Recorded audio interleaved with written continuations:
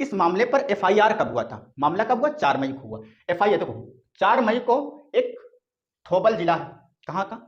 मणिपुर का थौबल जिला।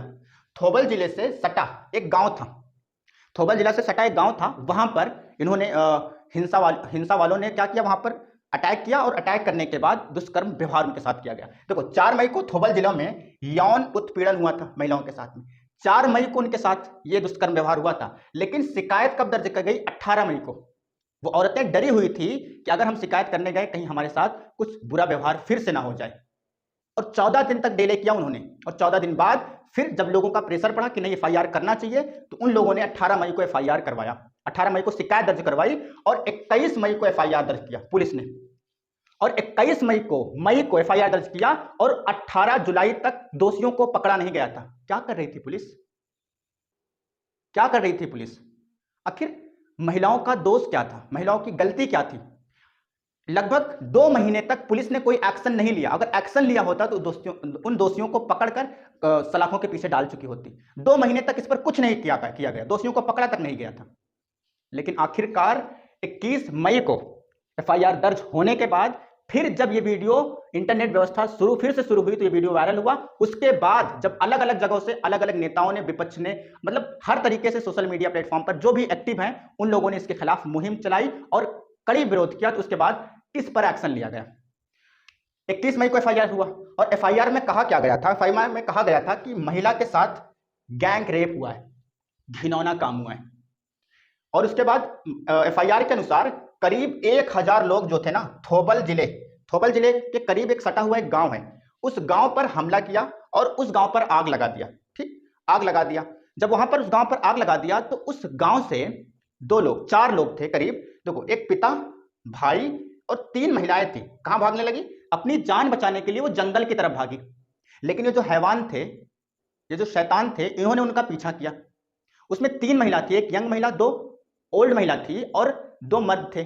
उस लड़की के पिता जिनके साथ यौन उत्पीड़न हुआ और उसके भाई भी थे। ठीक, पिता और भाई, 3 महिला जो थी वो जंगल की तरफ भागी। सभी लोग जंगल की तरफ भागे। तो ये जो हैवान थे, ये जो दरिंदे थे, उनका पीछा करते करते धान की खेत की तरफ ले गए। और उधर जब पिता ने अपनी बेटी को बचाने के लिए हस्तक्षेप किया और रोका तो उन दरिंदों ने उनके पिता को भी मार दिया।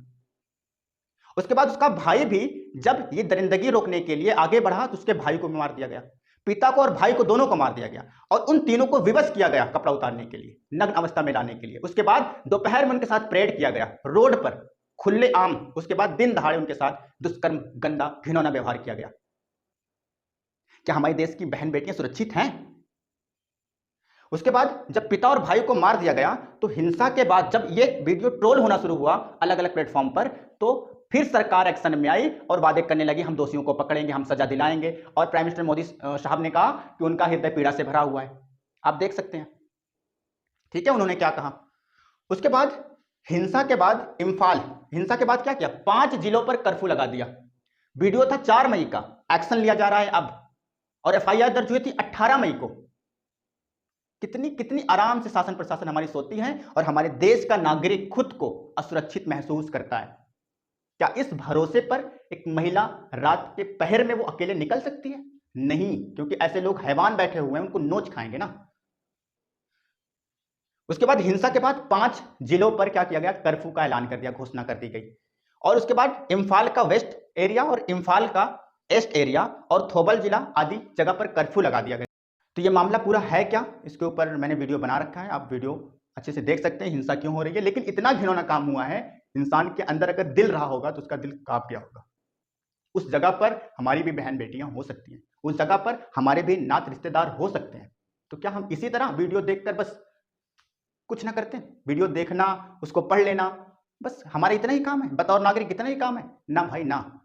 और हाथ जोड़ से सबसे रिक्वेस्ट है कि हमारे देश की महिलाएं भी इस देश की आन बान शान है, उनको भी बराबर का हक है, उनको भी रहने का, घूमने का, टहलने का, पहनने का, घूमने का, शिक्षा पाने का, और जरूरत पड़े तो उनको रात के पहर में निकलने का भी हक है। लेकिन इन हैवानियत की वजह से, इन दरिंदों की वजह से वो लोग खुद को असुरक्षित महसूस करते हैं। शायद उनको प्रशासन पर भी भरोसा नहीं है, क्योंकि ये वीडियो देखने के बाद यही पता चल रहा है कि हमारी प्रशासन कितनी कमजोर हो चुकी है, हमारी सरकारें कितनी कमजोर हो चुकी हैं।